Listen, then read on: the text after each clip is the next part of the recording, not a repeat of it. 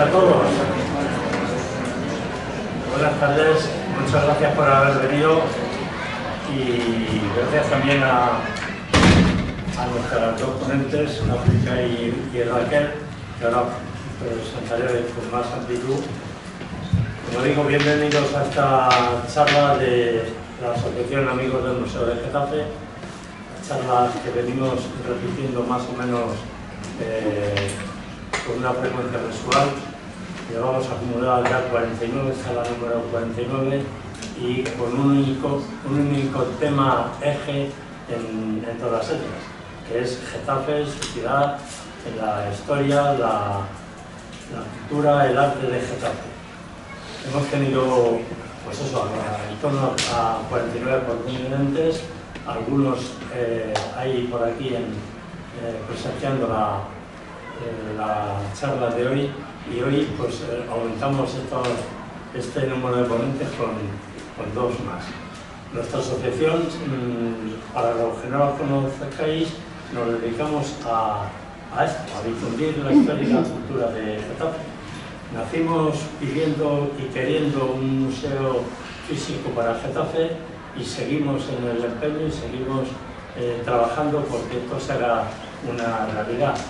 En este camino que iniciamos hace 8 años, lo que hemos hecho ha sido, aparte de esta actividad que acabo de mencionar, hacer otras actividades, como es editar cuadernos todos de historia de Getafe, publicar artículos, editar libros de Getafe y también crear y alimentar una página web que llamamos Museo Virtual de Getafe, que como no podía ser de otra manera, toda la información que tiene es relativa a Getafe. Si queréis conocernos más de cerca, si queréis haceros socios o si queréis seguir nuestras actividades recibiendo información de las mismas, ahí tenéis una información de lo que somos y unas hojitas de inscripción en las que pedimos solamente que nos deis vuestro nombre, dirección de correo electrónico y teléfono para poder de esa manera enviaros la información. Es que se ve mal. Hoy estamos mucha gente. Ah, vale.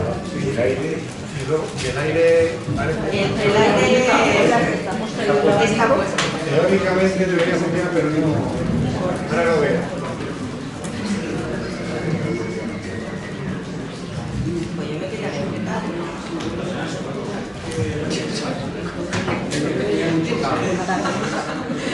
Digo, a ver si me pone a cantar. Vamos a poner todos alrededor de nosotros.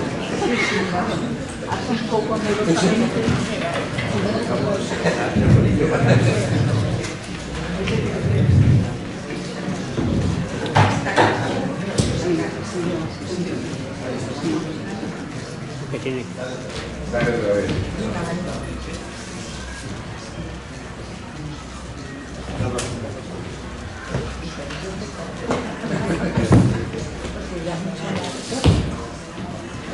Ahora.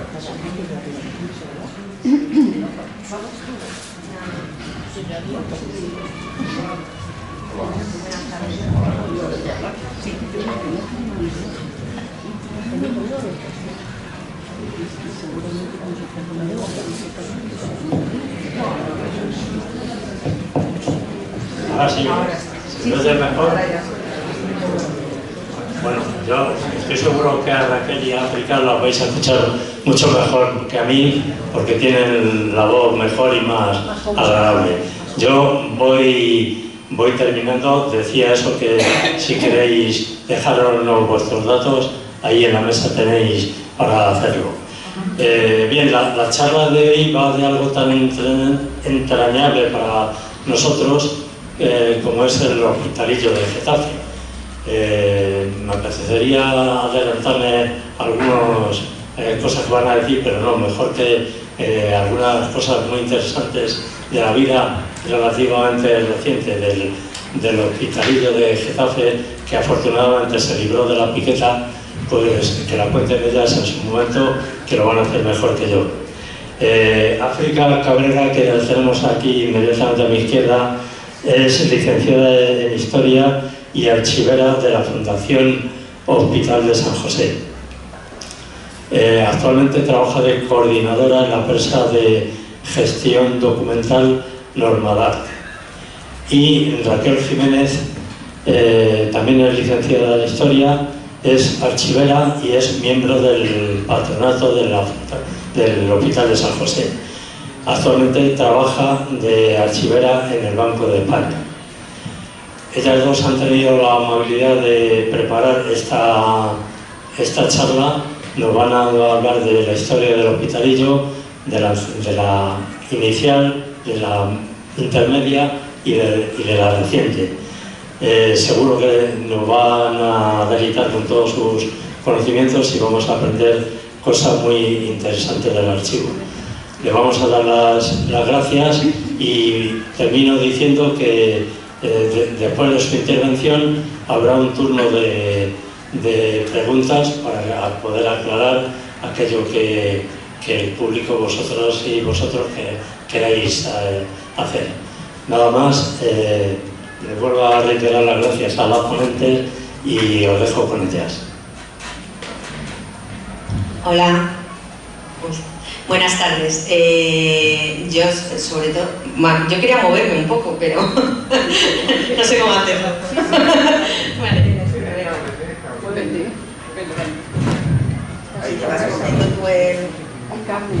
Venga. Pues nada, sobre todo, lo primero, agradecer a Ángela, a los miembros de la Asociación de Amigos del Museo de Getafe, por pensar en nosotras. La verdad es que es una iniciativa muy buena esto de las charlas, porque sí que es verdad que ayuda a conocer un poquito mejor nuestro pueblo y la historia de nuestro pueblo, que es bastante interesante, más de lo que nos podemos pensar. Y conocer un poquito mejor un lugar tan, como decía Ángel, tan entrañable y tan especial como es el Hospitalillo. Es el Hospital de San José, pero queríamos poner el Hospitalillo porque es verdad que todos lo conocemos como lo que es el Hospitalillo, y es para tener ya desde el primer momento esa cercanía con lo que es este edificio, con su historia y con todo lo que pasa. Entonces, pues esperamos que os guste nuestro punto de vista y nada, y que al final pues que os llevéis información, os llevéis pues todavía más cercanía y más orgulloso de ser de este pueblo. Entonces, vamos a empezar con los puntos claves, o sea, sobre todo vamos a empezar por lo que es el Hospital de San José, actualmente, lo que es la figura de la fundación. Pasaremos por la evolución arquitectónica y patrimonial, porque el edificio, el Hospital de San José, es bien de interés cultural, es patrimonio histórico-artístico. Entonces eso hay que tenerlo en cuenta y lo vamos a subrayar y lo queremos subrayar a lo largo de toda la charla. Después vamos a adentrarnos en un viaje desde los orígenes del Hospitalillo como hospital de pobres hasta nuestros días. Y todas las transformaciones, crisis, o sea, ha pasado por mucho, ya lo veréis. Pero bueno, afortunadamente lo tenemos entre nosotros y podemos disfrutar todavía de él. Vamos a empezar, pues, sobre todo eso. Queríamos destacar la labor de la Fundación, no porque yo sea miembro. Aquí, pues nada, sobre todo en los agradecimientos está la Fundación, desde luego. Jesús Casares es miembro de nuestro patronato, está aquí con nosotros, le agradecemos la presencia. También agradecimientos a todos los asistentes, a Isabel y a Gloria, que son las que nos pusieron en contacto con el Hospitalillo y con su archivo, que es un tesoro, o sea, no solo el edificio, sino también el archivo. Y gracias porque la verdad es que no solo son amigas nuestras, sino que son nuestras maestras en todo esto, y la verdad es que el producto, el resultado, tiene mucho que ver con ellas. ¿Qué es el Hospital de San José en la actualidad? Pues el Hospital de San José en la actualidad, lo curioso, lo excepcional es que sigue teniendo la misma actividad de otra manera, o sea, funcionando de otra manera, pero sigue teniendo la misma actividad que Alonso de Mendoza dictó en su legado cuando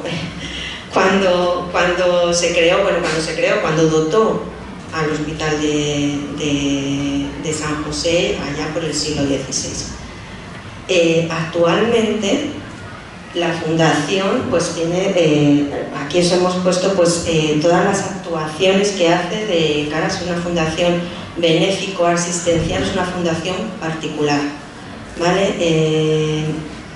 Las actividades que ofrecemos actualmente pues pasan por el comedor social. Estamos dando alrededor de, si me equivoco Jesús, lo siento, levanta la mano después, alrededor de más o menos 7.000 comidas al año, ¿vale? Comidas, no tenemos, vosotros habréis conocido que antes sí que teníamos comedor físico, o sea que teníamos cafetería, una cafetería, y teníamos un servicio de comedor, lo que es con mesa, menú físico y con personas que iban todos los días a comer.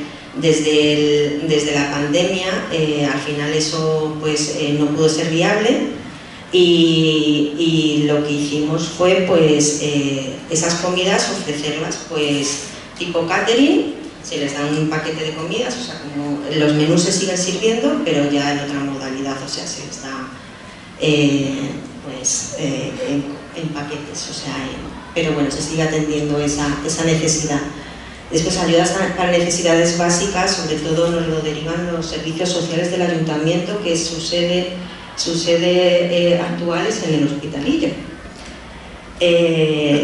Pues alquileres, pago de facturas, ayudas para lactancia y farmacia, pues igual, pues todo lo que puedan necesitar de recetas que no puedan pagar las personas necesitadas, entrega de alimentos también, colaboramos con el Banco de Alimentos y otros tipo de entidades, se reparten todas las semanas.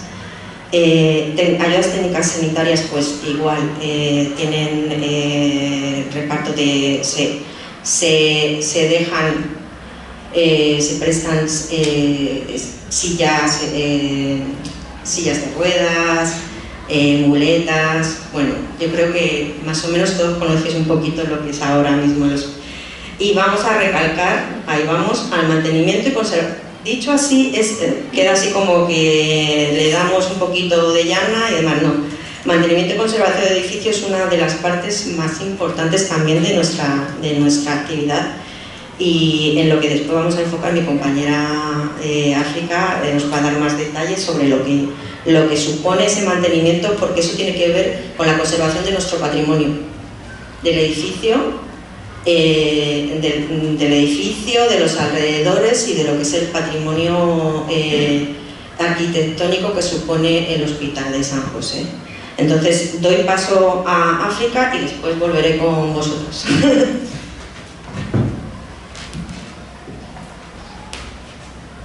Hola, a ver, la conservación del edificio, del patrimonio, claro, una de las funciones de la fundación, es mantenimiento del patrimonio.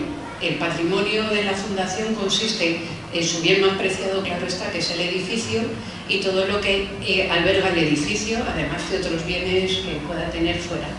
El edificio, como bien sabréis, es un edificio, el único edificio civil del siglo XVI que se mantiene en pie en Getafe.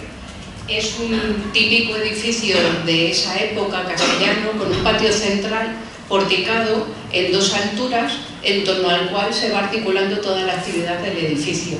A un lado tenemos la capilla, que es también, luego volveremos sobre ello, la función de un hospital en el siglo XVI evidentemente era no solamente cuidar el cuerpo, sino también el alma de los enfermos. Y no se entendía de otra manera más que, claro, atendiéndolo con una capilla que está muy presente. A otro lado del patio teníamos la vivienda del administrador, luego hablaremos más en concreto de esta figura, y espacios de trabajo en la planta baja, espacios, la cocina, enfermerías, almacén de grano, de materiales y demás. La planta alta estaba destinada sobre todo a la sala de los enfermos. Y de eso podemos estar bien seguras, aunque no tengamos un testimonio directo ni en las fuentes ni en ninguna otra cosa, porque hay ventanas que dan a la capilla para que los enfermos, mientras estaban convalecientes, pudiesen oír la misa todos los días. Pues volvemos a decir que en el siglo XVI, bueno, ya está ahora mismo, la atención espiritual y religiosa era fundamental para sanar el alma de los enfermos. Y por eso era una parte integral y fundamental del edificio. Actualmente el patrimonio de la capilla, el patrimonio artístico que posee la fundación, está básicamente alojado también en la capilla, donde encontramos unas pequeñas joyas del barroco conservadas, que son pequeñitas pero son muy significativas. La gran joya de la capilla es el retablo, que es un magnífico retablo de barroco madrileño del siglo XVI. Tenemos identificado en las cuentas, en los libros de cuentas, cuánto se le pagó al artesano, quién era el artesano que lo hizo y en qué fecha se hizo. 1688, creo recordar, 86-88. Y es un típico retablo de barroco madrileño. Si conocéis alguno San Isidro, es muy parecido, la colegiata de San Isidro es muy parecido, con pan de oro, marmolados y muy abigarrado, con muchos colores. Es todo en madera con pintura. Está excepcionalmente bien conservado, además. Se hizo una intervención de restauración por primera vez en el 2019-2018 y lo único que encontraron las restauradoras fueron restos de suciedad, del humo acumulado de los siglos, de la cera de las velas que estaban alrededor y poco más. Prácticamente no está afectado ni de carcoma, ni está repintado, ni nada por el estilo. Es excepcional el estado de conservación que tiene y es todo original, lo que es el retablo. El lienzo, en el ático del retablo hay un lienzo que es del siglo XVII, que sí que es verdad que ha perdido un poquito de calidad, de nitidez. La pintura es una imposición de la casulla de San Ildefonso, que es un tema muy recurrente en toda la diócesis de Toledo. Y luego en la calle central está la figura de San José, que es original del retablo también del siglo XVII, y las otras dos figuras que están en las calles laterales no pertenecen al retablo original. El exeomo es una figura del siglo XVIII también hecha en madera, policromada, que no tenemos identificado cuándo llegó, ni cómo llegó, ni en qué condiciones. Y la Piedad de la otra calle es una escultura también en madera, policromada, muy bien conservada, y es anterior al retablo. Sospechamos que este es el retablo original de la capilla, porque las restauradoras, cuando trabajaron sobre ella, vieron que el trazado es un gótico tardío, con principio de Renacimiento, y correspondería un poco a la época de la fundación. Y luego la otra pieza fundamental de la capilla es la mesa del altar, que no es tampoco del retablo original, debió de llegar de alguna otra parroquia en algún proceso, no sabemos muy bien cuándo, pero también es de gran valor, también es original y está un poquito peor conservada porque ha sufrido algún percance, sobre todo incendio. Se ve alguna pintura como con burbuja de haber estado sometido a mucho calor, pero se conserva. El motivo central, si os fijáis, es un medallón donde hay un árbol de la vida que está hecho en pan de plata. Los dorados del retablo son pan de oro y el de la mesa del altar, el motivo del árbol de la vida que hay es pan de plata. Y luego hay otras dos pequeñas esculturas, pequeñitas, que según dice la tradición estaban en las salas de los enfermos y que tienen valor histórico, sentimental, y también tienen que son un pequeño ecceomo, que creemos que es de la misma época que la Piedad del retablo, por el trazado y por la forma, también es del siglo XVI. Y esta pequeña imagen de la Virgen, esta es de piedra, es un bulto redondo de piedra policromada, que se conserva también la policromía en bastante buen estado, me parece. Estas dos figuras originalmente se encontraban en las salas de los enfermos. El ecceomo estaba en la sala de las mujeres y la la Virgen con el niño estaba en la sala de los hombres. Estaban separados por sexos, evidentemente. Y bueno, aparte de todos los bienes artísticos que posee el hospital, otro de fundamental es el archivo histórico que alberga.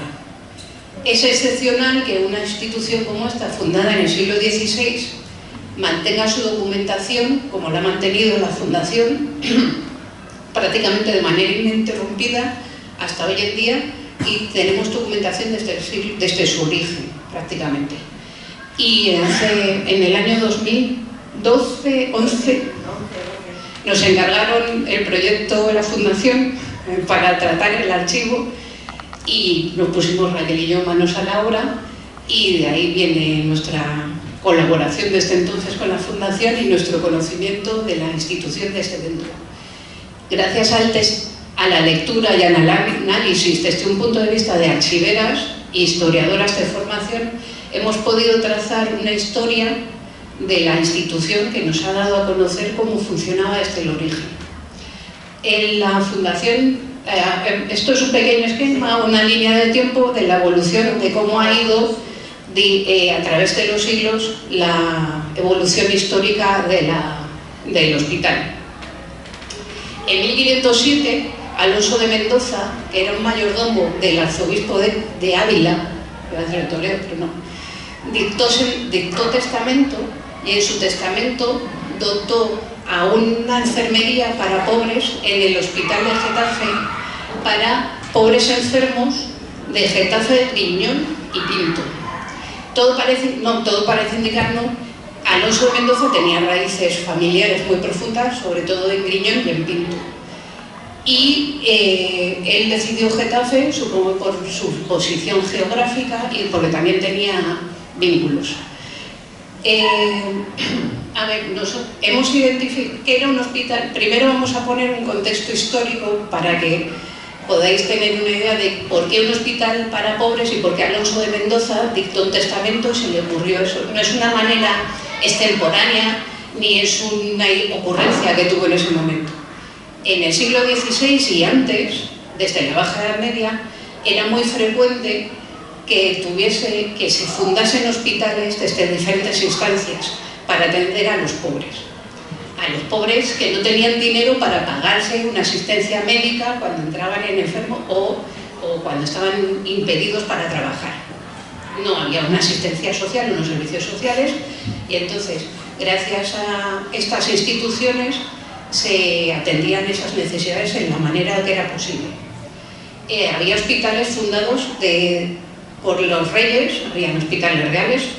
El hospital, por ejemplo, de Santiago de Compostela, de los Reyes Católicos, es uno de ellos. Había hospitales también de órdenes religiosas. La de San Juan de Dios es una orden fundada para crear estos hospitales de asistencia. Y luego también era muy frecuente que clases acomodadas dotasen de dinero en sus testamentos para fundar hospitales. Había gente que dotaba dinero para capillas en iglesias, y por eso tenemos una capilla de la familia Tarde en una iglesia, otra de eso, y había otros que fundaban hospitales, dejaban un legado para el mantenimiento del hospital. Es una figura muy común, está en todas partes, en toda la corona de Castilla, y hubo tal explosión en el siglo XVI de hospitales de este tipo, que ya estaban creados, que incluso Felipe II dictó leyes de concentración, porque no tenía sentido que en cada barrio hubiese uno. Aquí en Getafe tenemos documentados 2 hospitales en la época. Uno para peregrinos, que se llama que llamaban de María la Redonda, que no tenemos localizado dónde podía estar. Calculamos que debía estar en los alrededores de la iglesia de la Magdalena. Y luego estaba el de Mendoza, conocido como Mendoza, como el Hospital de Mendoza o el Hospital de San José, que es el que mandó dotar Alfonso de Mendoza en su testamento. En estos primeros, una vez que a partir de 1507 hay un proceso de asentamiento de la institución y no tenemos testimonios directos de la actividad del hospital, salvo por otras fuentes alternativas que nos informan.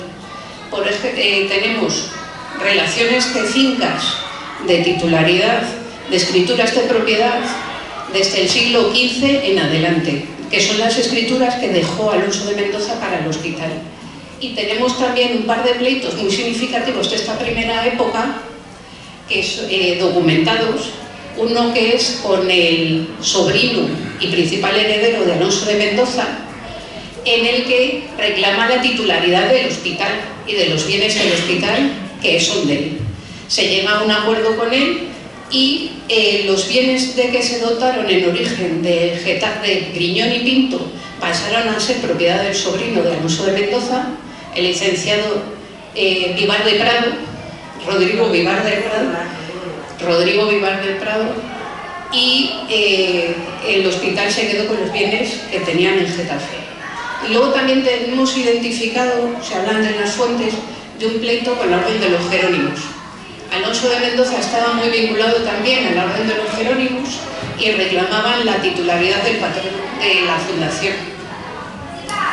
Y tenemos, de este reflejo de esta disputa por la titularidad, tenemos que hay alguna referencia en fuentes al Hospital de la Concepción. No sé si habréis visto alguna referencia al Hospital de la Concepción. Bueno, pues esa referencia al Hospital de la Concepción hace referencia a esta disputa que tenían con los jerónimos por la titularidad. Al final quedó todo aclarado, el Hospital de San José quedó manteniéndose independiente y siguió adelante como tal. Estos primeros tiempos de zozobra sirvieron para sentar una estructura muy estable que duró y pervivió hasta 1824 por lo menos. Esta estructura estable es un reflejo de las instituciones como tales en el antiguo régimen. ¿Cómo se organizaba el hospital? La cabeza visible y directora del hospital era la del administrador. El administrador era el que de manera plenipotenciaria decidía cómo se gestionaba, cómo se movía, qué es lo que se hacía, y era el dueño, por así decirlo, del hospital en cuanto a que decidía cómo actuar. Era la cabeza visible. El administrador gestionaba el día a día del hospital. Normalmente era un cargo eclesiástico, ahora avanzaremos un poquillo con esto, y gestionaba el cuidado de los enfermos y la administración diaria. Otros cargos otras personas que participaban en la estructura del hospital eran pues el ama, que había un ama siempre, los criados y criadas, las fuentes suelen llamarles mozos y mozas, y el médico del concejo de Getafe era el que atendía al hospital, los cirujanos que eran los barberos de la época y los boticarios también. ¿De qué se alimentaba el hospital? ¿Cómo se mantenía? Pues sobre todo eran las fuentes de ingresos, fundamental eran los censos a pan, como les llaman las fuentes, que eran las rentas de las tierras que eran propiedad del hospital, se daban a renta a vecinos de Getafe a cambio de unas cuantas fanegas de trigo y cebada, de leña, de vino, de garbanzos y de dinero, claro está. Y era como se mantenía. La institución siempre estuvo vigilada de cerca, hubo una instancia superior que se aseguraba del buen funcionamiento de la institución. esa figura superior que vigilaba venía determinada sobre todo por el arzobispado de Toledo. Estamos hablando de los siglos XVI al siglo XIX. El arzobispado de Toledo, después de estos pleitos que hubo hasta que se asentó la organización del hospital, era el que nombraba a los administradores y el que se encargaba de vigilar que todo fuese correctamente. Y hay una figura institucionalizada que es muy común en la época también, son las visitas eclesiásticas, que conservamos la serie desde 1555 completa, un poquito anterior tenemos alguna noticia de los años 40 del siglo XVI, hasta 1824. Las visitas eclesiásticas eran para que, haciendo un anacronismo, por así decirlo grave, pero me lo perdonaréis, auditorías que se pasaban cada año o cada 2 o 3 años de manera periódica, lo normal es que fuese cada año, aparecía en el hospital un visitador eclesiástico que se llamaba y pasaba revisión de manera detallada a las cuentas del hospital y al funcionamiento. Muy detallada. Muy detallada. Es el documento fundamental de la institución y son cuentas muy cuidadas. Esto es una imagen de una de ellas y muy cuidadas, muy pulcras, donde el administrador anotaba cada uno de los gastos que se hacían y cada uno de los ingresos. Y al final se hacía la suma total de ingresos-gastos y además le daba cuenta al visitador eclesiástico de las actuaciones que se habían hecho.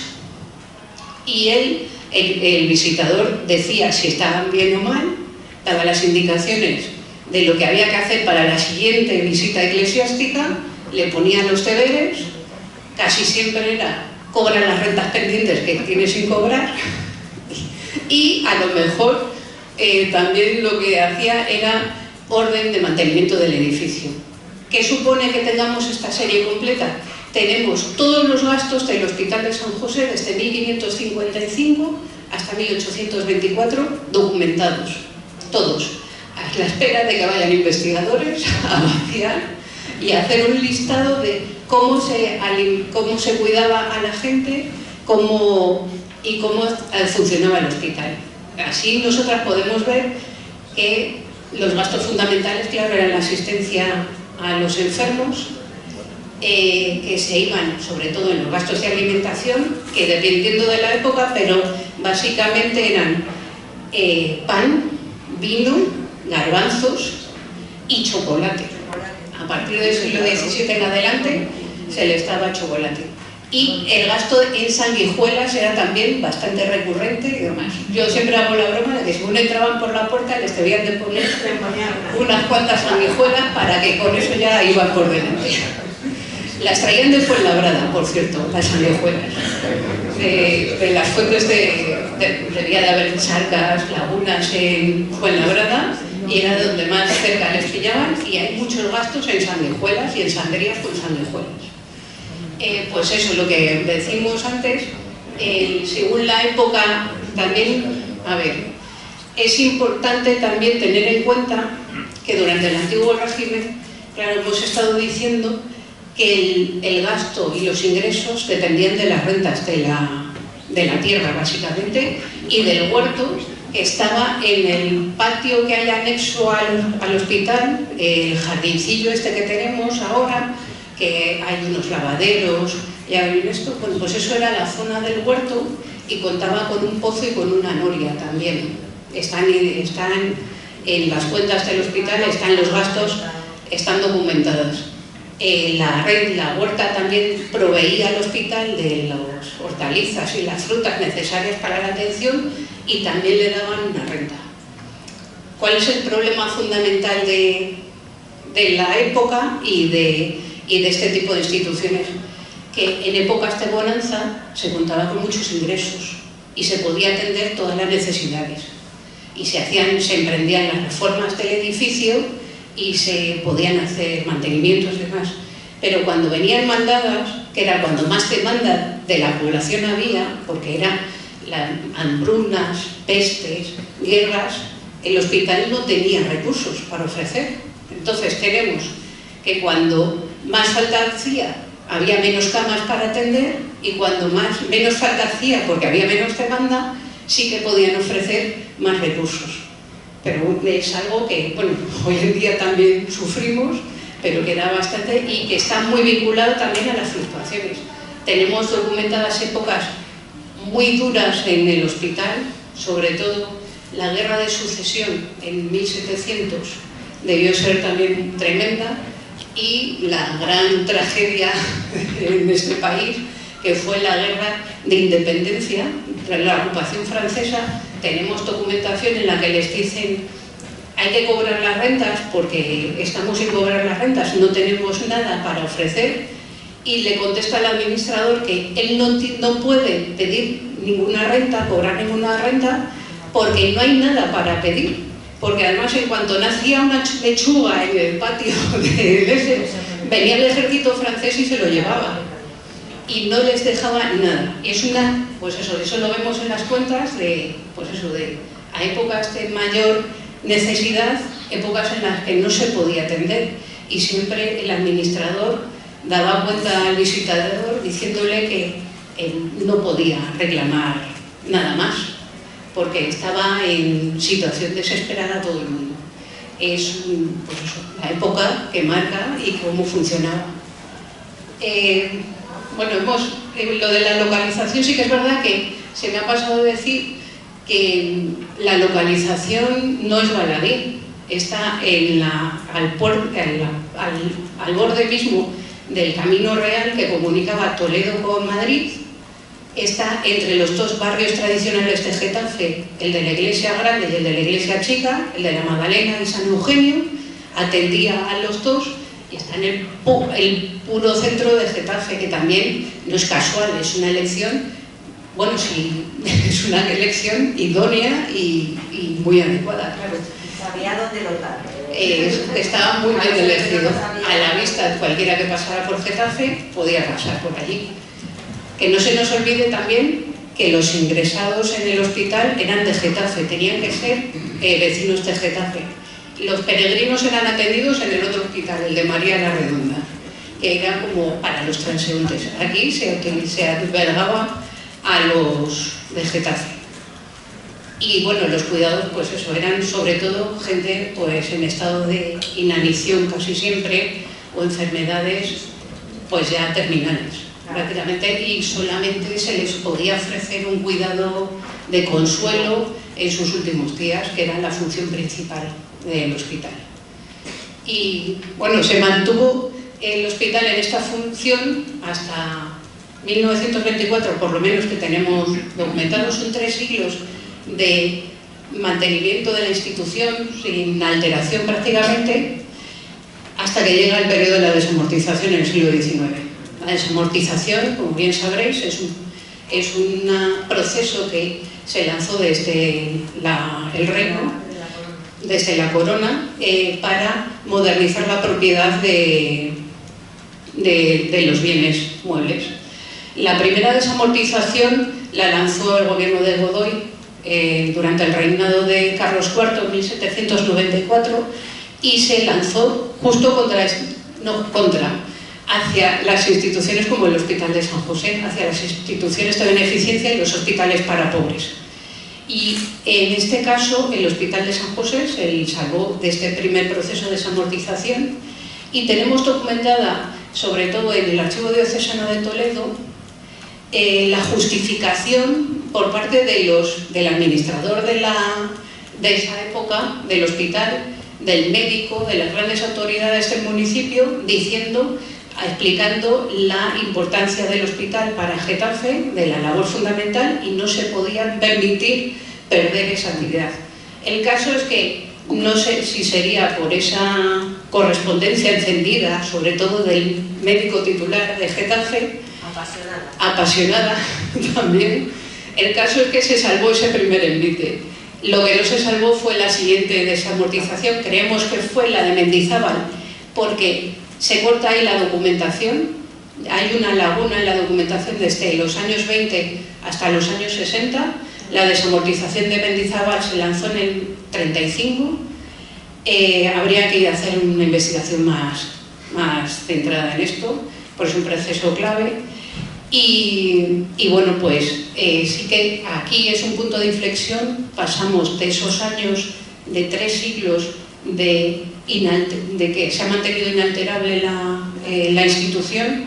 Ahora pasamos a algo que en estos años de transición no controlamos bien qué es lo que había y que dio lugar a una institución radicalmente diferente, aunque la función siguió siendo la misma, que fue la de atender las necesidades médicas sobre todo y sanitarias de la gente necesitada de Getafe. Y ya dejo la mano. Pues vamos, ya empezamos, estamos por mediados del siglo XIX.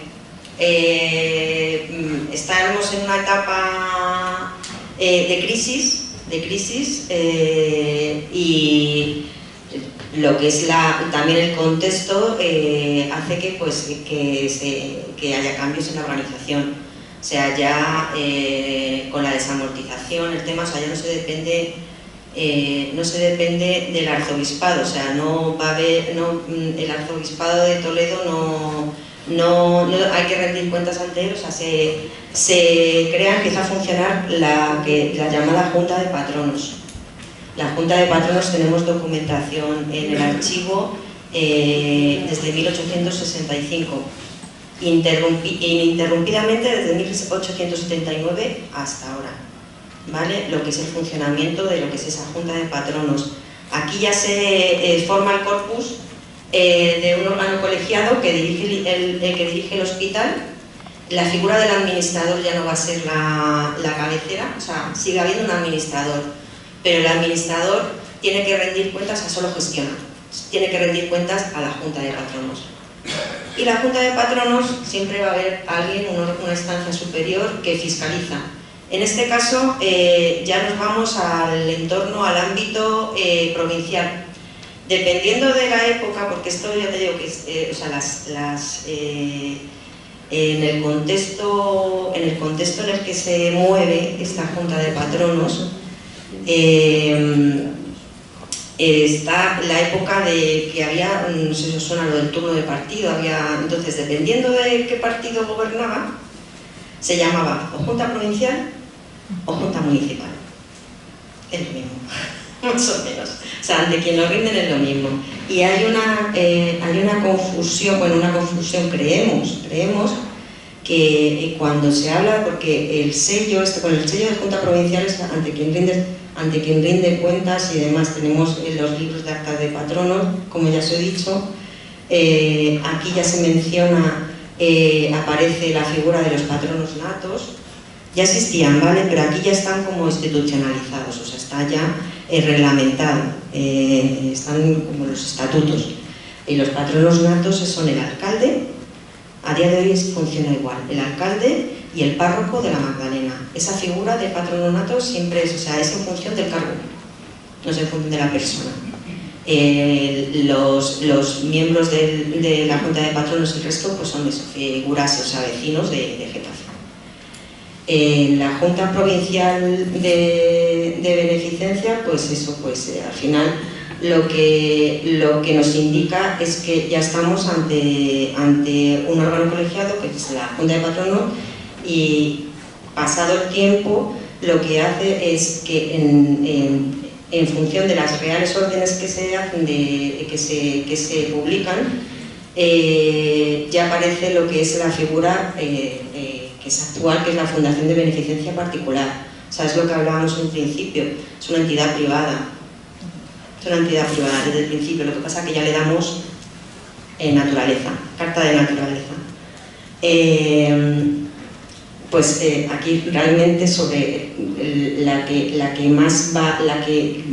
va a marcar ya el funcionamiento actual y la clasificación como establecimiento de beneficencia particular en la Real Orden de 19 de abril de 1912. Pasa que vamos a hablar un poquito del mantenimiento del hospital. El mantenimiento del hospital en esta época. Pues como podéis imaginar, las fuentes de ingreso pues van cambiando. sobre todo provienen de los intereses de deuda perpetua. En el proceso de desamortización, por la venta de tierras, no se les daba a estas instituciones dinero, se les daba títulos de deuda perpetua, a un 4%, normalmente un 4%. Entonces, esto generaba unos intereses que era lo que ibas cobrando. La deuda perpetua, ¿qué es? Que no tiene vencimiento conocido. Se supone que el vencimiento lo marcaba lo que era la corona, o sea, no era el que marcaba, el que te decía, pues a partir de esta fecha, vencimiento, pero no era conocido, no tenía un plazo. Entonces pues iban cobrando esos intereses que no daba para mucho, entonces tenían que buscar otras fuentes de financiación, otros ingresos, que iban a ser por la renta de bienes inmuebles, pero aquí ya viene por donaciones, herencias, fincas rústicas, urbanas, de las que todavía hemos sacado ese rendimiento.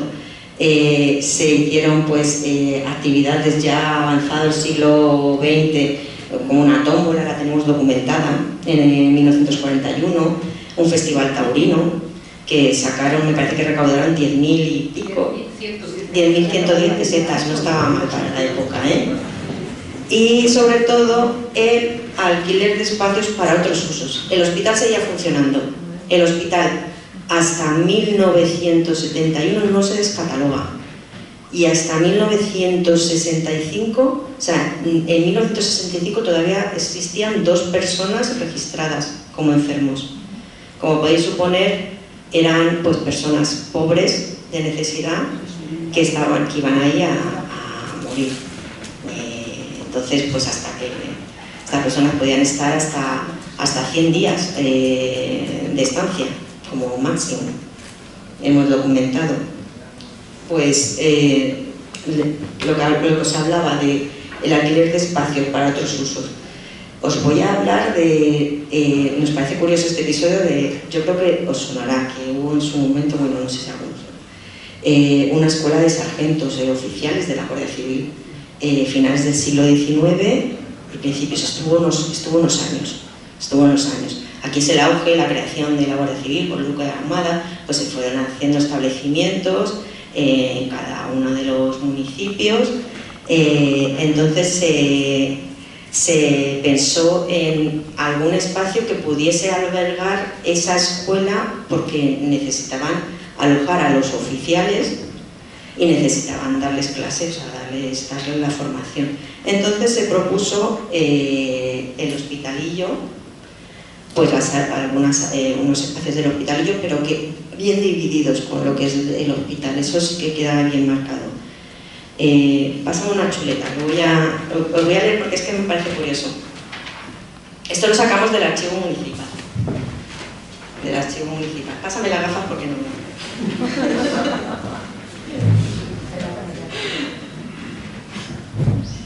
Esto es una comunicación del coronel de la Guardia Civil,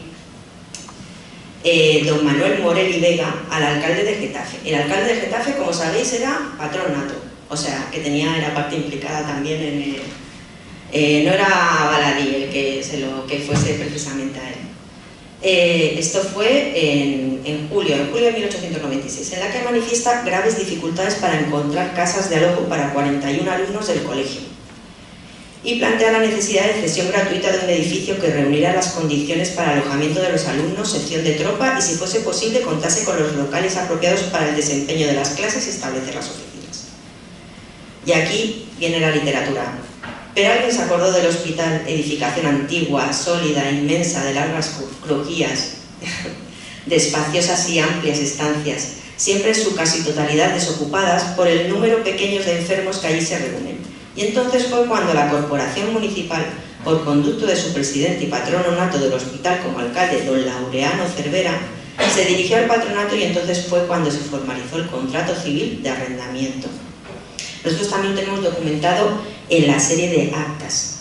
Es súper importante esa documentación para el devenir, o sea, para documentar toda la historia a partir de esta época, de lo que es el devenir de la Junta de Patronos y del Patronato y por ende del hospital.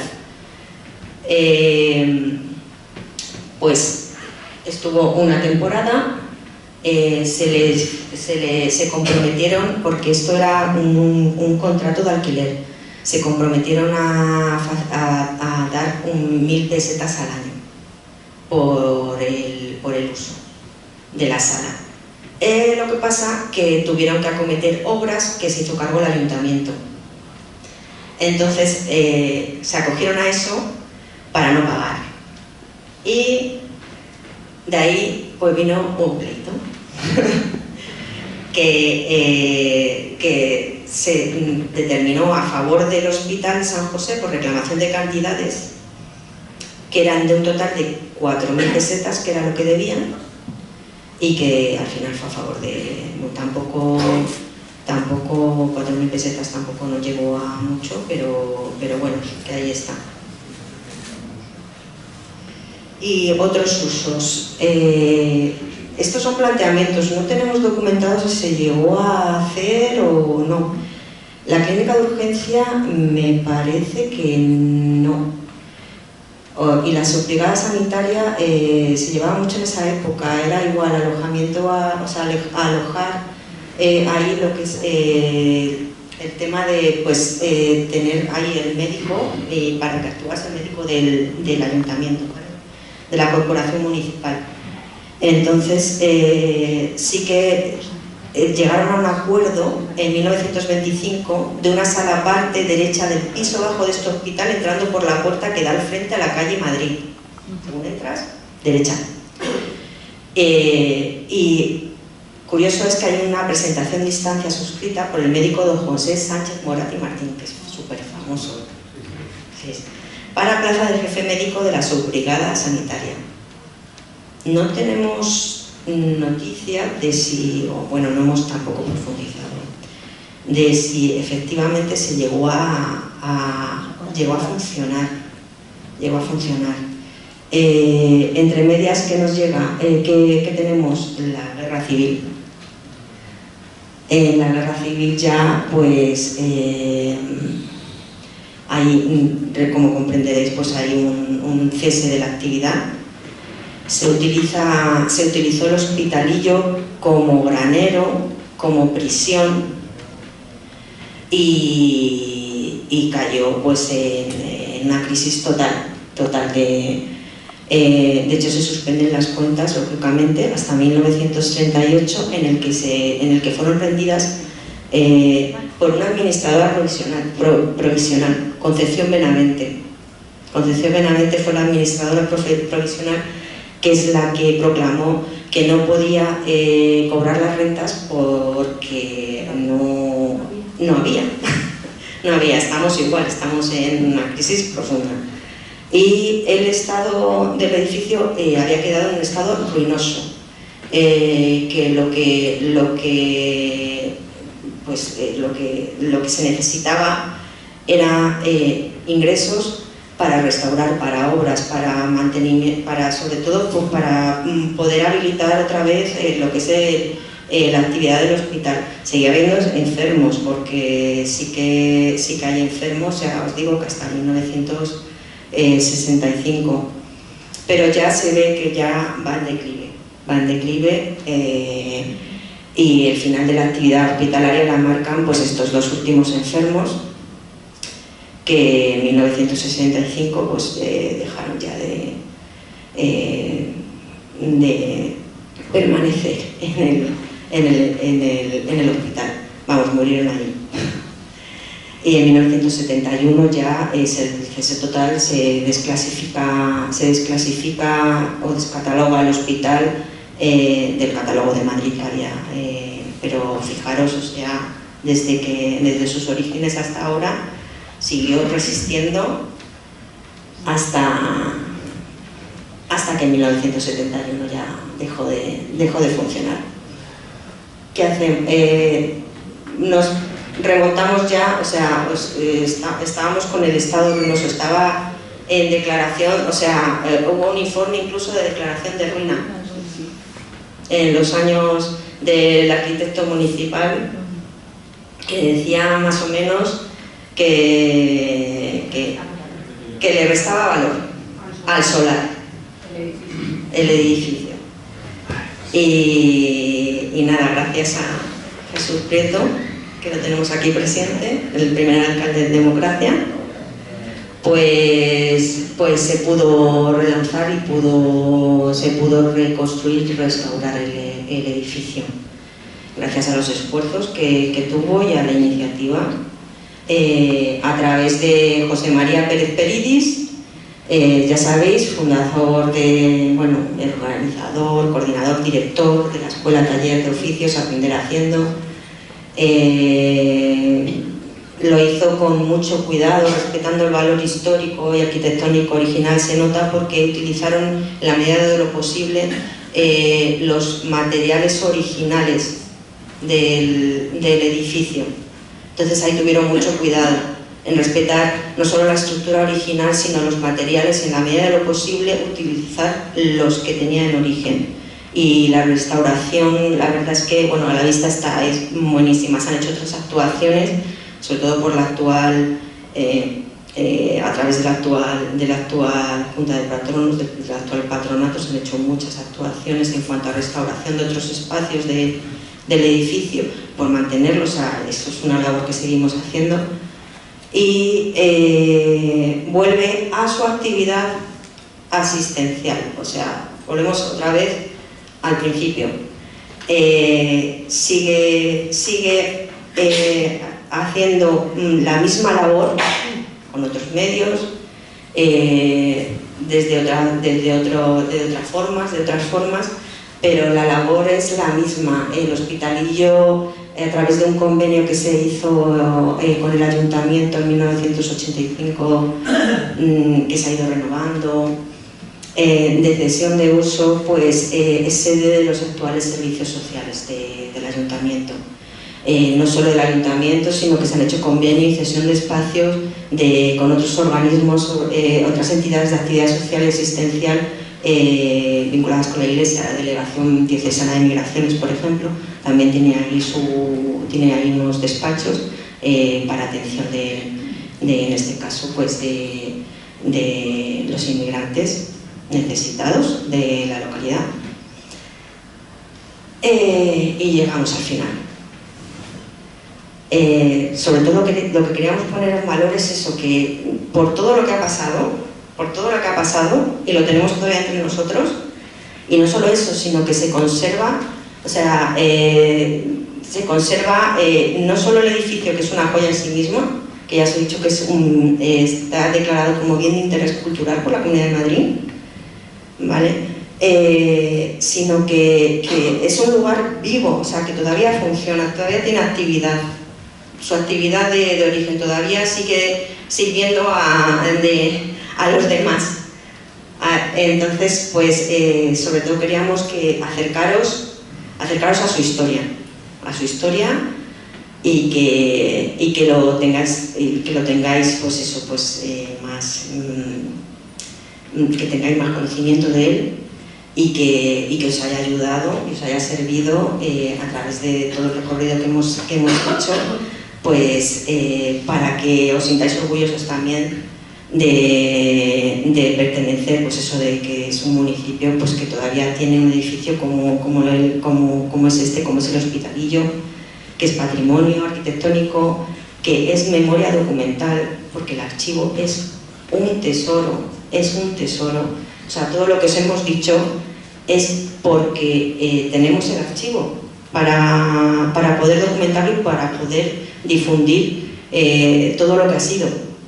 Y es símbolo de la solidaridad y de la atención social en Getafe, nada menos que desde el siglo XVI hasta hoy. Nada, o sea, os he pasado, esos son los datos hay una página web de la Fundación que tiene un acceso, pues bueno, pues si queréis colaborar, pues podéis acceder a ella, podéis visitarla, y no sé si poner el bonus track. Digo, tengo un bonus track. Este es el cuadro de clasificación. de lo que hemos estado hablando todo el rato. O sea, nos hemos documentado, o sea, todo lo que veis aquí está clasificado, o sea, es nuestro archivo. Y es, pues eso, pues tiene documentación, no es muy voluminoso, pero es muy valioso. Es muy valioso. Excepcional, efectivamente, es excepcional. Es excepcional porque, como comentaba África, conserva íntegramente las cuentas. O sea, es que las cuentas, por muy farragosas que puedan parecer o por muy aburridas, dan mucha información. Dan mucha información sobre aspectos sociales, culturales, económicos, lógicamente, pero el tenerlos íntegros nos da, o sea, da un valor extra a lo que es esta institución, ¿vale? Y a lo que es el edificio que lo alberga y el archivo que está dentro de ese edificio. Y yo creo que nada más. Si tenéis alguna pregunta.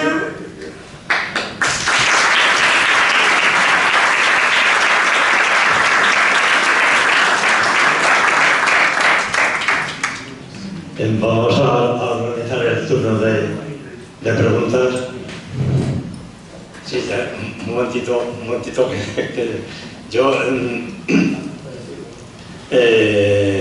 muy brevemente apoyar, recalcar las palabras que acaba de decir Raquel. Tenemos una joya en este archivo del Hospital de San José, pero no es la única joya que tenemos. Tenemos otra joya archivística muy importante, que es la del Archivo Municipal, y afortunadamente tenemos hoy aquí dos de sus dos últimas directoras, y sabemos lo que apoyan, todo lo que supone la investigación en el Getafe y lo que apoyan a esta asociación. Pero tenemos otro archivo no menos importante, que es el archivo diocesano. Si mis informaciones no fallan, posiblemente sea el más antiguo en su contenido, pero independientemente del récord, es señalar estos tres archivos, pieza fundamental de la historia de Getafe y de su riqueza archivística y cultural. Quiero hacer una breve mención, porque creo que la merece, a Marcial Donado. Marcial Donado escribió un libro que se llama El Hospital Mayor de Mendoza, y el libro lo podéis encontrar en el Museo Virtual y os lo podéis descargar y leerle.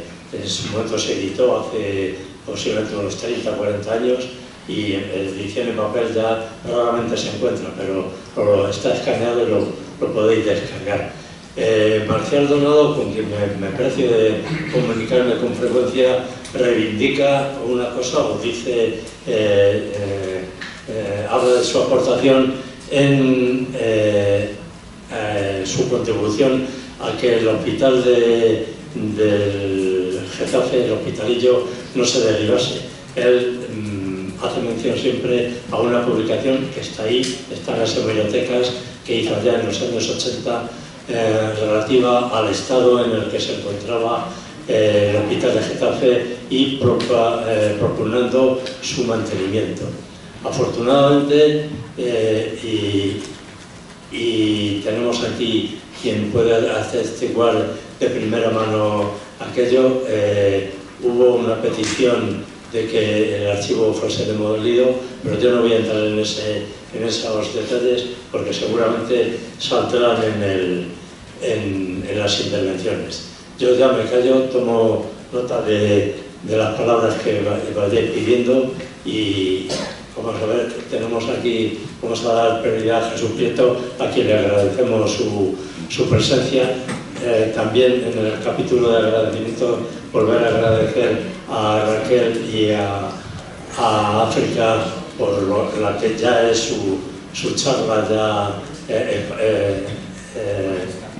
expuesta, y también, como acabo de mencionar, el agradecimiento a Gloria e Isabel, archiveras municipales, por su presencia aquí. Jesús, cuando quieras.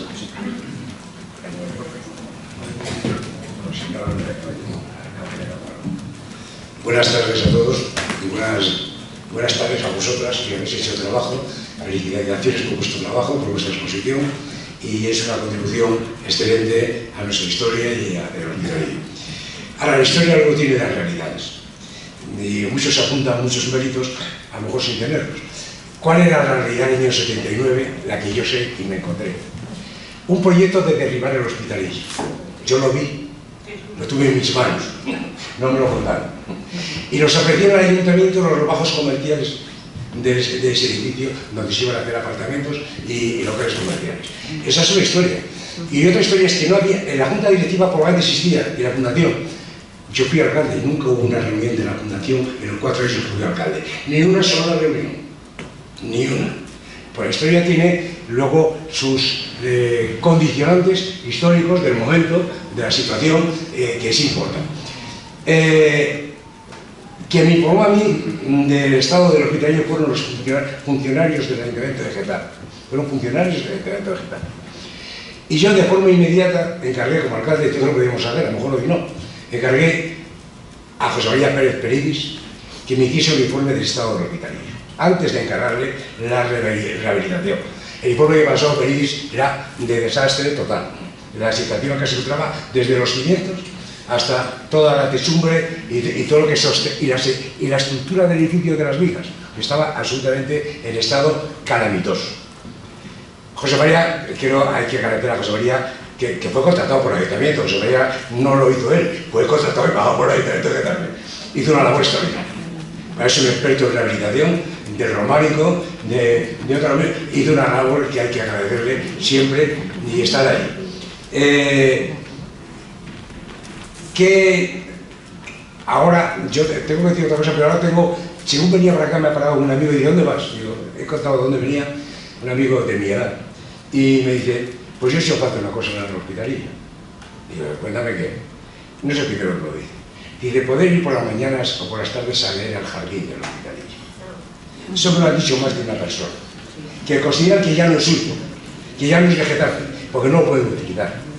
Hay otros que recuerdan, y es más complejo y más complicado, los conciertos que había de cultura inquieta en el Hospitalillo, que podían provocar problemas, pero que eran una fusión del Hospitalillo con la ciudad de Getafe, y que también no está, desgraciadamente, y sé que eso producía problemas. Siempre cuando hay un evento colectivo produce problemas. Eso es lógica que no hay más remedio ya, pero se pueden poner medios para que sean los mínimos posibles. Digo, por aquello de sentir la ciudadanía el Hospitalillo. Y yo tengo que reivindicar algo. En Getafe hay 5 monumentos históricos: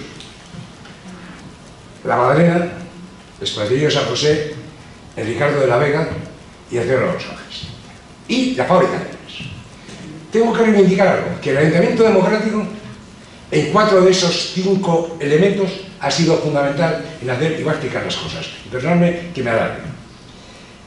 En el Ricardo de la Vega, después de haber sido usado para la formación de adultos, ya había un centro de educación de adultos, pero estaba en un estado también calamitoso. Y también el primer Ayuntamiento Democrático se hizo cargo de reconstruir, rehabilitar y acondicionar el Ricardo de la Vega. Y está ahí. En aquel momento pusimos allí a Caja Madrid, dije, a hacer las actividades que luego cambió, a biblioteca y demás, pero inicialmente fue Caja Madrid que daba clases allí y daba determinados temas. Pero se rehabilitó, que estaba también bastante deteriorado. El tercero es Cerro de los Ángeles. Cerro de los Ángeles, a lo mejor hay que hacer historia también. Cerro de los Ángeles no estaba acondicionado. Y se firmó el primer Ayuntamiento Democrático con el Arzobispado de Madrid, no había obispado en Getafe, el Arzobispado de Madrid, con Monseñor Estepa, que era el obispo auxiliar. Firmamos un convenio donde se recuperaba el uso del Cerro de los Ángeles para el pueblo de Getafe. Y eso se recuperaba y hicimos prácticamente cosas: arreglar aparcamientos, para hacer unos campos, unas sendas. Aparte, asfaltamos la llegada al cerro también, el Ayuntamiento de Getafe, y se inauguró, que nunca me olvidaré, que el señor Estepa decía, es la primera vez, hubo miles de getafeses celebrando la recuperación del Cerro de los Ángeles, no del monumento, sino de lo que es el cerro. para el pueblo de Getafe. Que ese convenio caducaba a los 30 años y lo renovó Juan Soler. Lo firmé yo el primero y el segundo lo renovó Juan Soler. Pero fue una recuperación importante para mucha gente de Getafe sentir que el cerro era una parte de la vida de Getafe. Y me voy, perdonadme, a la puerta, que es donde estamos. Esta fábrica de harinas se iba a derribar también. Esta fábrica de harinas se derribaba, había quebrado la empresa. Y yo compré esta fábrica de harinas y además con un gran orgullo. El dinero fue a pagar las indemnizaciones de los trabajadores que no habían cobrado. Eso a lo mejor se podía haber hecho, se pudo hacer entonces. Hoy a lo mejor no era posible hacerlo.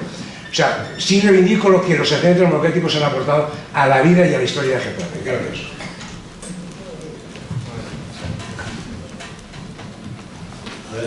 Tenía pedida la palabra, tengo 3 palabras tomadas hasta ahora. Javier Salido.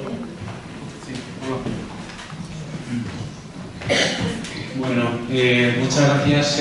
Como miembro de la asociación yo agradezco la conferencia, agradezco también las palabras de nuestro primer alcalde, porque es verdad que al final estos espacios, yo no sé si alguien lo siente así, pero incluso el Cerro de los Ángeles también lo vemos a veces ajeno. A las 8:30 o 9 nos cierran las puertas y tenemos que salir del cerro.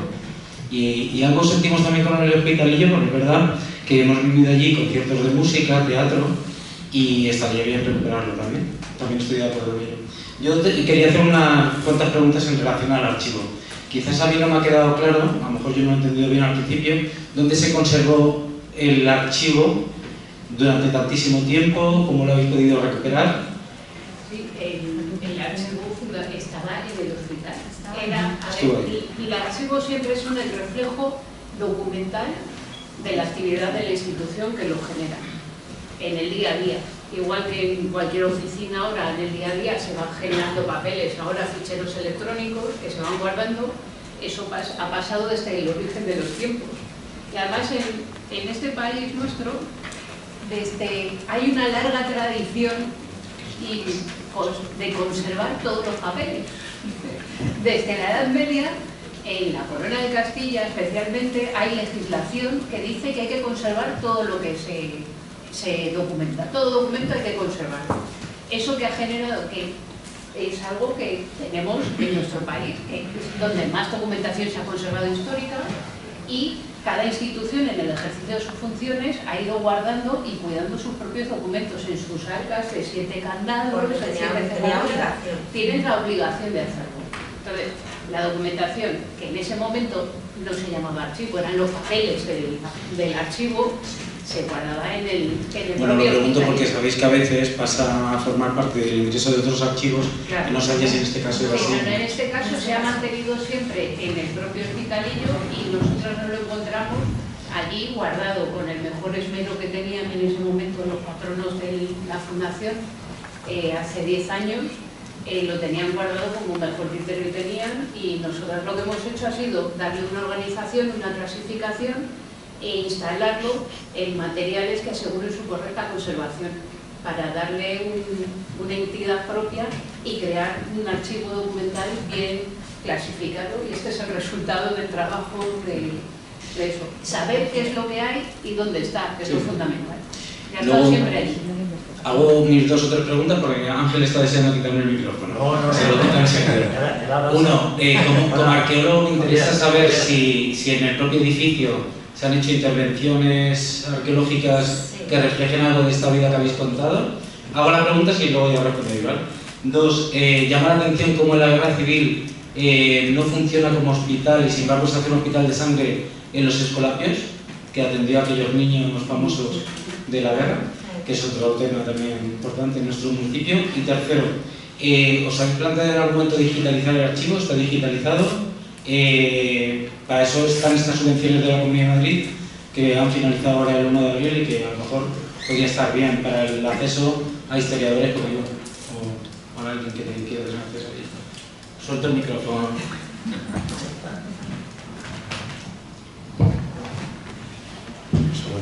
Con Javier, a aclarar que no pretendía quitarte el micrófono, sino que como no se la veía bien a África, que lo tuviese y luego volvía otra vez aquí. Bueno, aclarado eso, le paso el micrófono a Raquel. En cuanto a la primera pregunta, intervenciones arqueológicas, si se han hecho actualmente, dentro del edificio en la zona de huertos, en la zona de los huertos, para determinar dónde estaba el muro original, ¿vale? Y también por el tema del pozo, el pozo original, también para sacarlo, vamos, para sacarlo y protegerlo, porque nosotros nuestra actividad, o sea, la actividad de la fundación lógicamente es de conservación de ese patrimonio, de todos sus elementos, y entre ellos también está pues eso, el pozo, los lavaderos, que también se ha hecho una actuación, y sobre todo lo que es el perímetro del muro original. Eso se ha hecho, me parece, Jesús, en el 2022-2023, ¿verdad? Eso en cuanto a intervenciones arqueológicas, es lo que se ha hecho en ese sentido, ¿vale? No, eso no está publicado. En cuanto a la pregunta, la digitalización, sabemos que existen subvenciones. ¿Cuál es el tema? Nosotros aquí, o sea, somos archiveras de la fundación en cuanto a que somos las que hemos organizado el archivo, pero lógicamente esto es todo de carácter, o sea, lo que hacemos ahora, al final esto es una fundación privada, no tienen dotación económica, o sea, ellos tienen que, su actividad es la asistencial, o sea, el dinero que puedan dedicar a cosas extra que tengan que ver con el patrimonio en este caso es un porcentaje no tan elevado como el resto, o sea, tú tienes que dedicar el grueso de tu dotación, de tu presupuesto a lo que es la actividad asistencial, que es para lo que tienen los estatutos de la finalidad de esta institución. Entonces, digitalización, pues con la digitalización pasa que hay que saber para qué quieres digitalizar algo. En este caso es por conservación, sería también, y por difusión, que son las dos patitas de la digitalización. Investigación. Claro, la difusión tiene que ver con la investigación. Cuando tú difundes algo, tú puedes investigar sobre algo.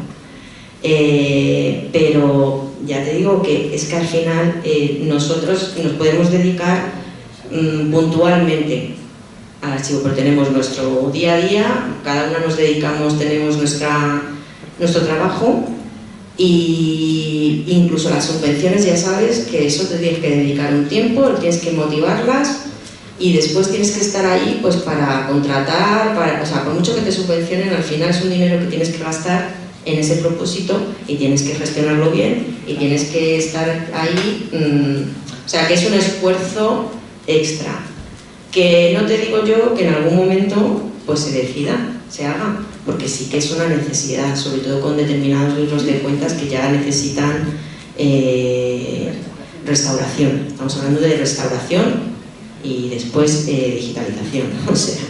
Para cuanto menos se toque.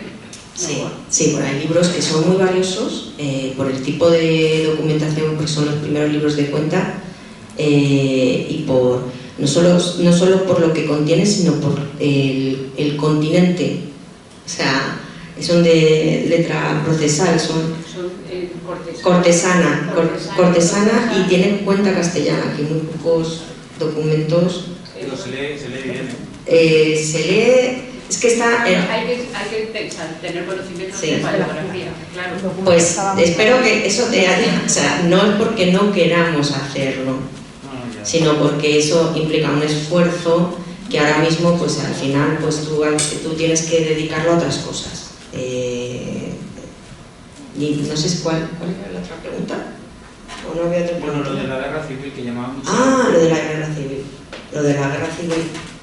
Bueno, hay un vacío, hay un vacío, efectivamente. Además, por lo que parece por la documentación, el edificio se debió ver bastante afectado, porque se hablan de una ruina. Entonces, ya también es verdad que desde el proceso de desamortización ha ido cayendo en decadencia el edificio. Cuando se alquiló a la Escuela de Sargentos para Oficiales, sí que se invirtió, el ayuntamiento invirtió una cantidad importante. Por eso luego decían que con el dinero que se habían gastado en rehabilitar el edificio, que habían pagado de sobra el alquiler. Era el argumento que daba el ayuntamiento. pero sí que es verdad que el edificio ya no estaba para albergar de manera continua y seria un hospital. ¿Por qué se eligió los Escolapios?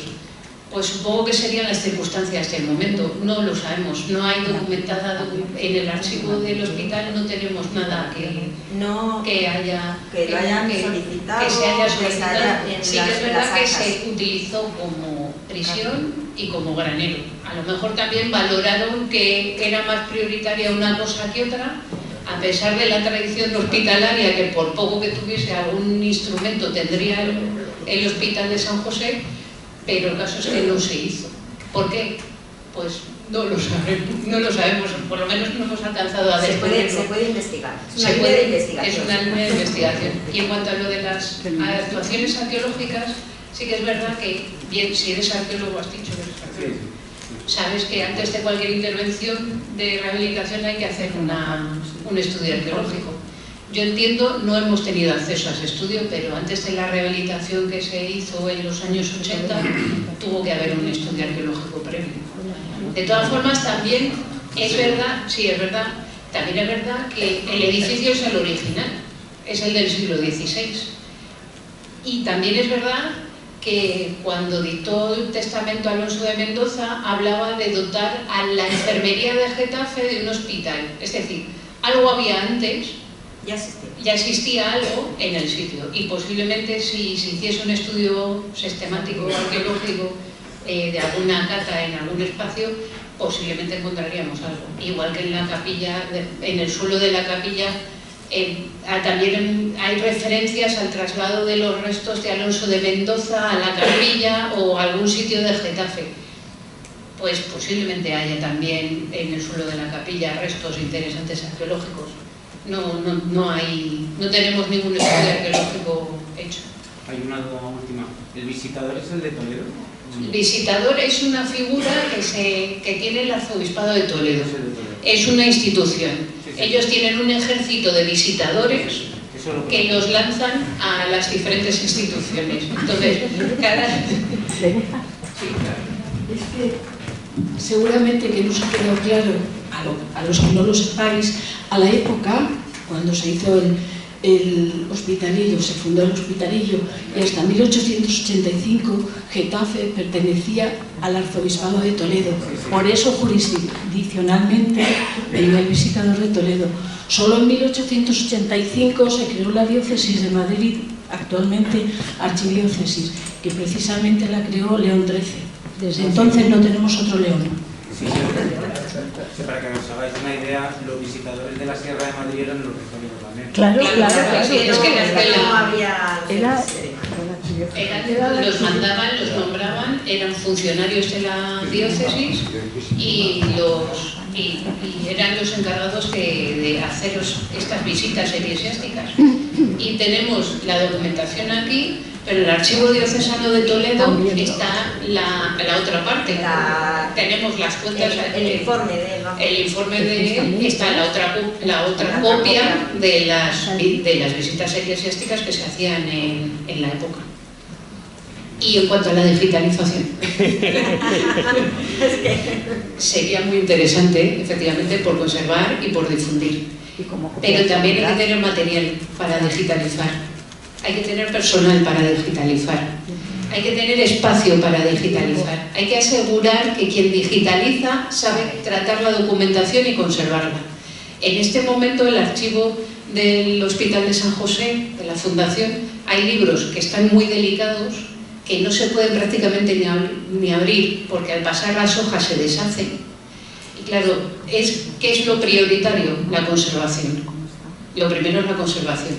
Cuando tengamos recursos, la Fundación, cuando se pueda dedicar y haya espacio para hacerlo, lo que sí que me gustaría dejar claro, y ahora que hay aquí 2 miembros del patronato, es el hecho de que se conserve. Este archivo es único y excepcional porque son muy pocos los hospitales, y eso que había muchos que hayan conservado el archivo, muy pocos, excepcionales. Por ejemplo, en Leganés hay un hospital igual, fundado por Juan Muñoz, creo que se llamaba, en la misma institución. Ni conserva el edificio, ni conserva documento alguno en su propia institución y sigue funcionando la fundación, ¿eh? Hay una fundación. Hay una fundación que sigue siendo heredera, pero no se conserva nada. Y son excepcionales. El archivo este es excepcional y único prácticamente. Y además que la haya conservado la propia institución, como bien dices que hay trasvases, transferencias al archivo, es posible que para asegurar la conservación de esos archivos que se han ido albergando a otros archivos mayores, por así decirlo, pues bienvenidos sean. Cuando los archivos parroquiales se dice que se los han llevado a la obispado, pues si la parroquia no puede conservar el archivo, pues mejor estar en un archivo diocesano, que están todos y además donde los investigadores pueden ir a consultarlos todos. Y bueno, pues cuestión de falta de recursos, de espacios, de materiales, de que no tenemos un escáner cenital apropiado para hacer la digitalización. No, por eso os comentaba lo de las subvenciones. Claro, Claro, y las subvenciones es que van para alquilar un escáner o contratar a una empresa externa para que te digitalice una mínima parte del fondo. 15.000 para un contrato menor. No hay para un contrato menor. Y bueno, que posiblemente Pues digitalizas 50 libros, menos de 50 libros. Pues los que están en buen estado de conservación es la mejor manera de conservarlos. Sí, pero te digo Sí, estamos todos que de es, acuerdo. sí, todos estamos en esas, pero que es de todas hay que formas, valorarlo. el archivo este es acceso restringido, hay que pedir permiso para consultar, porque para eso es privado, pero que cualquier investigador es bienvenido para estudiarlo y está de acceso. Tenemos una palabra pedida por ahí. ¿Te pasamos Sí. te Vamos pasamos a ver, yo creo que no hace falta. Vale. Vamos a ver, yo quería comentar también una actividad que quizás, no sé si es por desconocimiento o no se nos ha pasado, pero en el Hospitalillo también fue colegio. Y fue colegio porque yo fui alumno. Fue en una etapa, yo soy del 51, yo soy de Getafe. Nací en el 51, que era una mala época para nacer en España. Y entonces, en esa época, teniendo 7 o 8 años, no recuerdo, hubo una etapa de, me imagino que de meses, no lo recuerdo bien, que funcionó como escuela nacional, que era lo que había entonces, escuelas nacionales o los colegios religiosos, a los que después pasé, a los escolares. Entonces, me parece que es, por lo menos, a tener en cuenta, y esto lo digo con toda certeza, o sea, yo no sé evidentemente si habrá archivos o no, pero yo estaba en el primer piso y teníamos el recreo en el patio. Había 2 clases, había 2 maestros, un maestro en cada una de ellas, un estrado, la mesa, la pizarra, etc. Y bueno, simplemente comentaros ese dato, no voy a extenderme más. Pues muchas gracias. Nada. Muchas gracias. Es que, o sea, sí que os lo decíamos al principio, digo, probablemente entre los presentes pues nos podéis dar más información. A ver, nosotros sí que lo hemos visto. Hemos querido destacar algunos casos, o sea, que nos han parecido curiosos. Lo de la escuela sí que lo tenemos visto, porque en la organización de ese archivo, claro, en la serie de correspondencia, en las actas, pasa que nosotros no hemos hecho un vaciado de las actas, quiere decir, no nos hemos puesto a leer las actas una a una, lógicamente. Pero sí que lo teníamos documentado, pero fueron unos meses, ¿no? Sí, yo recuerdo, yo al menos estuve unos meses. Es que, claro, lo que sí que, claro, situaciones de urgencia, de emergencia, como nos han pasado a todos, hemos sufrido todos en Getafe. O sea, yo he estado en un colegio, he estado en unos barracones en EGB. O sea, que sabéis que en los años 80, pues cuando hasta que hicieron los colegios en la avenida de las ciudades. Fuerzas Armadas, avenida de las ciudades. Sí, pues yo estuve en los barracones en el Severo Ochoa. Ahora los niños están en barracones otra vez. Sí, volvemos a ello. Y estuvimos, y cuando nos mudamos al sector 3, pues teníamos el turno de noche. Y yo estaba en quinto de GB, mis hermanos íbamos por la noche. Así que sí, claro. O sea, estaba con una enciclopedia Álvarez en primer grado. Sí. Diferente, totalmente. O sea, que sí que hemos pasado todo por... Algo que no sé si conoceréis, me imagino que así. Hay un hospital en Alcalá de Henares que es Firmo Hermanos. Sí, lo conocemos. El mismo tipo de lo conocemos. constitución. sí, Arrate que es igual. No tiene el mismo archivo que Pero no tiene el mismo archivo, fíjate. La iglesia mayor. La iglesia es mayor, sí. O sea, la verdad es que estamos hablando de... Y tenía más dotación, porque aquí estamos... Pero el archivo ya podemos asegurar que este es mejor.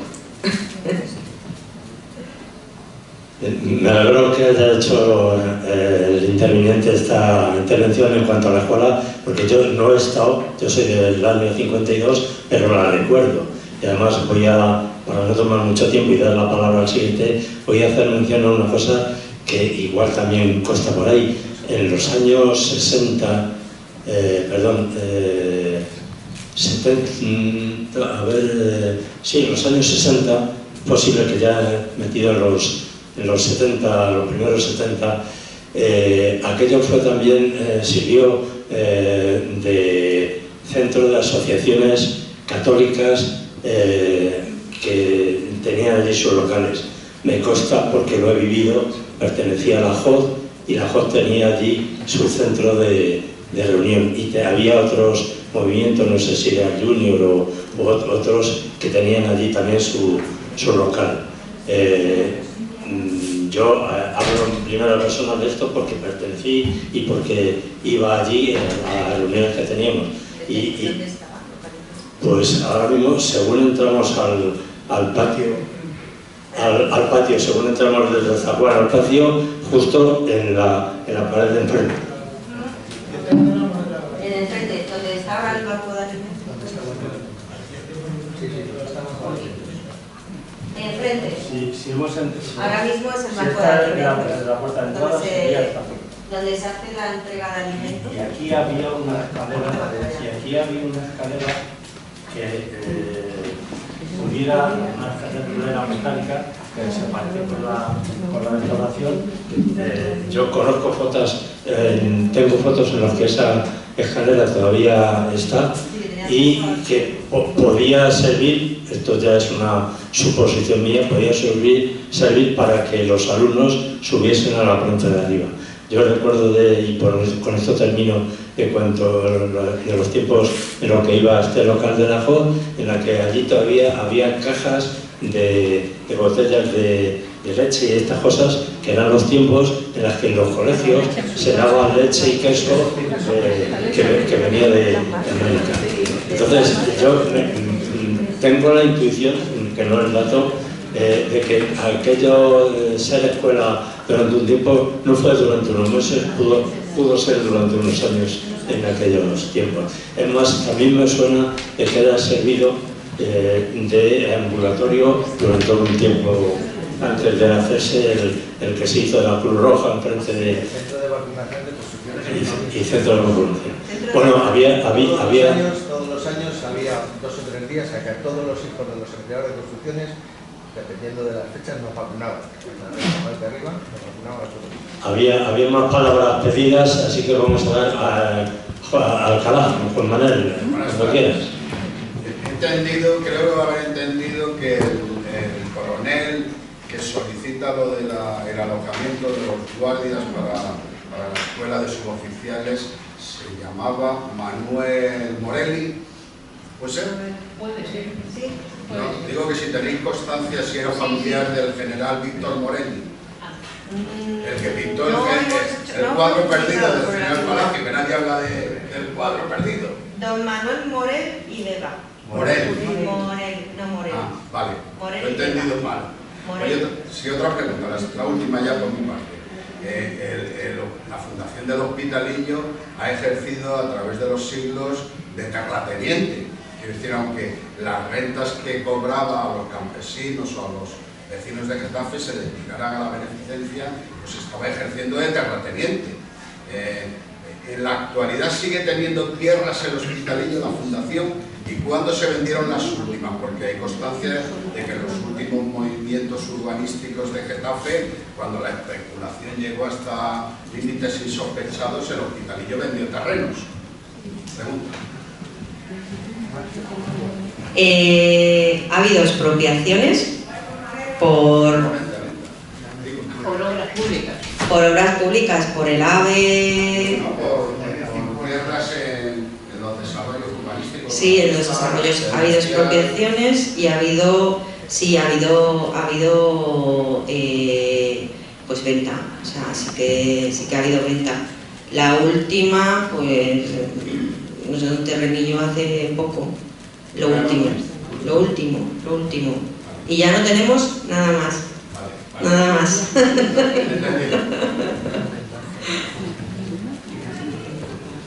¿Hay más preguntas? ¿Alguien que no hubiese anotado? ¿Alguien que quiera hacer alguna pregunta más? Sergio. Sergio, ven para acá. Eres muy alto, pero no... ¿No se me oye? No se te oye, ¿no? Estás muy atrás.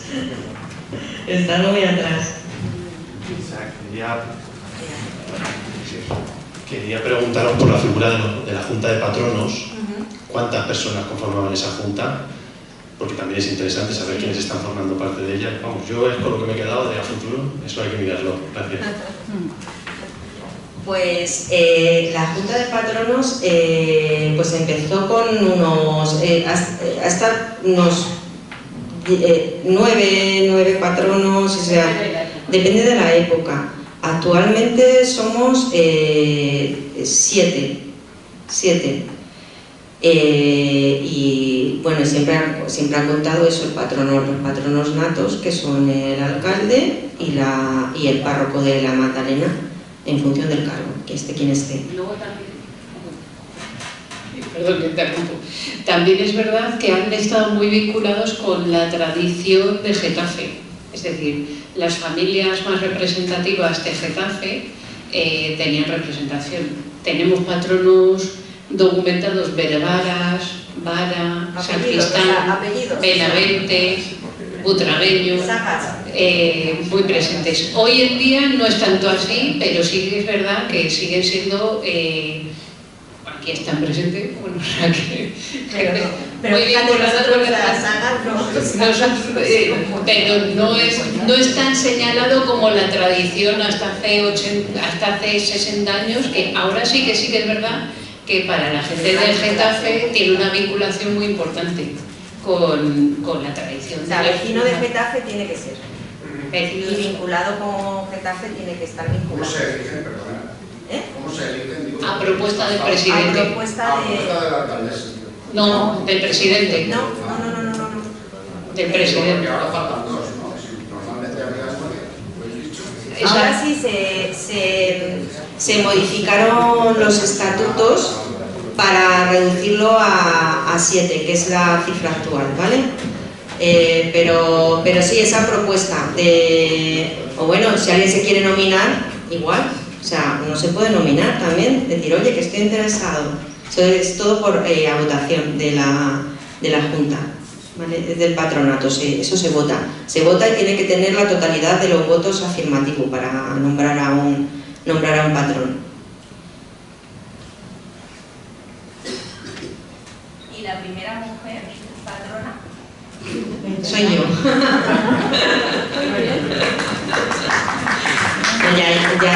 Afortunadamente ya hay otra patrona. Bueno, la alcaldesa, pero eso es patronato, o sea, eso es en función del cargo. O sea, eso puede ser mujer, puede ser hombre. Eso es nato. Eso no. Pero la primera patrona soy yo. La primera que.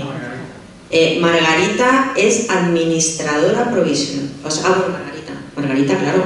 Margarita es nuestra nueva incorporación, una de las incorporaciones más recientes. Yo soy patrona desde el 2018, para que os hagáis un poquito la idea de cuando empieza a aparecer la mujer ahí en el patronato. Bien, no hay más palabras. Pues vamos a cerrar el acto. Os voy a pedir que aguantéis un par de minutos.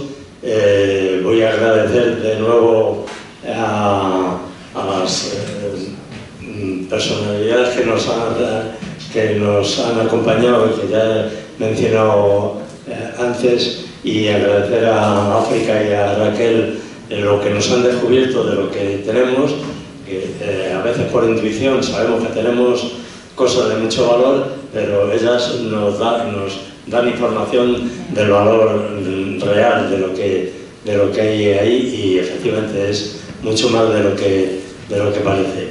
Seguiremos en este empeño de ir hablando de las cosas de Getafe y de abundando en ellas y de descubriendo si puede ser cosas que tengamos y que nos den identidad. Vamos a terminar haciéndoles un regalo a ambas. Os pido un minuto más de aguante porque voy a por ello, que lo tenemos aquí.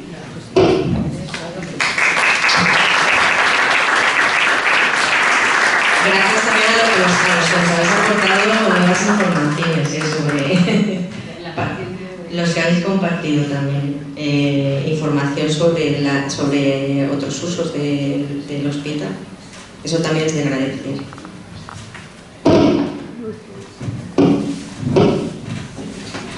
Bueno, los que nos habéis acompañado en otras ocasiones, pues ya este pequeño ritual ya lo conocéis. Nosotros hemos creado en nuestra asociación hemos creado un emblema que es el brazalete de la Torrecilla. Este brazalete que estoy desenvolviendo, preferimos no traerlo ya montado por aquello de que se presencie lo que es. Esto no es ni más ni menos que el brazalete de la Torrecilla, que es una pieza arqueológica destacada en el Museo de San Isidro de Madrid, pero que fue descubierta en Getafe. Es un símbolo para nosotros, un símbolo de la mucha arqueología que hay en nuestro término municipal, principalmente en la ribera del Manzanares. Hemos traído, aunque aquí solamente veis uno, hemos traído dos, uno para cada una, y no pasa nada porque no es de cerámica. Lo ponemos en el agradecimiento a África Cabrera y a Raquel Jiménez, Asociación Amigos del Museo de Getafe, 30 de abril de 2026. Y juntamente con ello, lo que le hacemos entrega también es de este libro de reciente edición por nuestra asociación, que es el catálogo de la exposición que tuvimos en octubre de 2026 en el Espacio Mercado, y que en las 2 semanas anteriores a esta que vivimos ha estado en el edificio 14, edificio Concepción Arenal de la Universidad Carlos III de Madrid, campus de Getafe. Eso es para ti y para ellas. Y también lo acompañamos de un diploma, vamos a llamarle diploma, que es el propio cartel publicitario de la asociación, de la charla. Aquí tenéis lo de unas y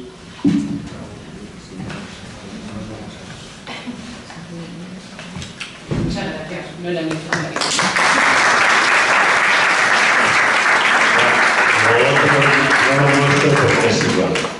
Bueno, pequeño acompañamiento que tiene el brazalete de la Torrecilla es esta tarjeta que muestra un poco una reseña de los datos arqueológicos de la propia, claro, que seguro que lo explica mejor que yo. Pues muchas gracias por vuestra asistencia y esperamos que hayáis disfrutado y que hayamos aprendido todo lo que se nos. Gracias.